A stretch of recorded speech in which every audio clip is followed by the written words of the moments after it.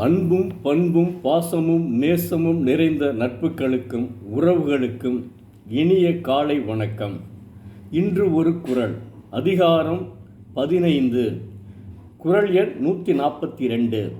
பிறன் இல் விழையாமை. அரண்கடை நின்றாருள் எல்லாம் பிறன்கடை நின்றாரின் பேதையார் இல். அறத்தை விட்டு தீய நெறியில் நின்றவர் எல்லாரிலும் பிறன் மனைவியை விரும்பி அவனுடைய வாய்களில் சென்று நின்றவரைப் போல அறிவிலிகள் இல்லை என்கிறார். அற்புதமான குறளுங்க. இதுதான் ஒழுக்கமுடைமைக்கு முன்னாடியே வைக்க வேண்டிய குறள் என்று எனக்கு நான் நினைக்கிறேன். அந்தளவுக்கு மிக முக்கியமான குறள்.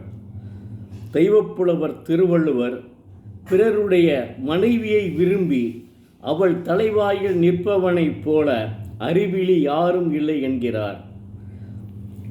அடுத்தவன் மனைவியை விரும்பி அவள் வீட்டிற்கு அவன் வாசல் முன் நிற்பவன் அறிவில்லாதவன் என்று பதிவு செய்துள்ளார். அவர் அறிவுரைப்படி திருவள்ளுவரும் வாசகியும் போல் இன்புற்று வாழ வேண்டும். அதனைத்தான் திருவள்ளுவர் உணர்த்துகிறார். அறிஞர் அண்ணா அவர்கள் மாற்றான் தோட்டத்து மல்லிகைக்கும் மனம் உண்டு என்றுதான் சொல்கிறாரே தவிர தன் வீட்டு தோட்டத்து மல்லிகைக்கு மனம் இல்லை என்று சொல்லவில்லை. இதை புரிந்து கொள்ளுங்கள். அறிஞர் அண்ணா மிகப்பெரிய பேரறிஞருங்க. நான் முதலில் பார்த்த தமிழ் பேரறிஞர் அறிஞர் அண்ணா அவர்கள் தான். அவர் அவரை வீட்டில் பார்க்க முடியும். இல்லாவிட்டால் அவரை கன்னிமாரா நூலகத்தில் தான் பார்க்க முடியும். எல்லாரும் என்ன சொல்வார்கள்? அவரை கன்னிமாரா நூலகத்தில் பாருங்கள், இல்லை என்றால் வீட்டில் பாருங்கள், வீட்டில் இல்லை என்றால் கன்னிமாரா நூலகத்தில் தான் இருப்பார். அத்தகைய புகழ் வாய்ந்தவருங்க.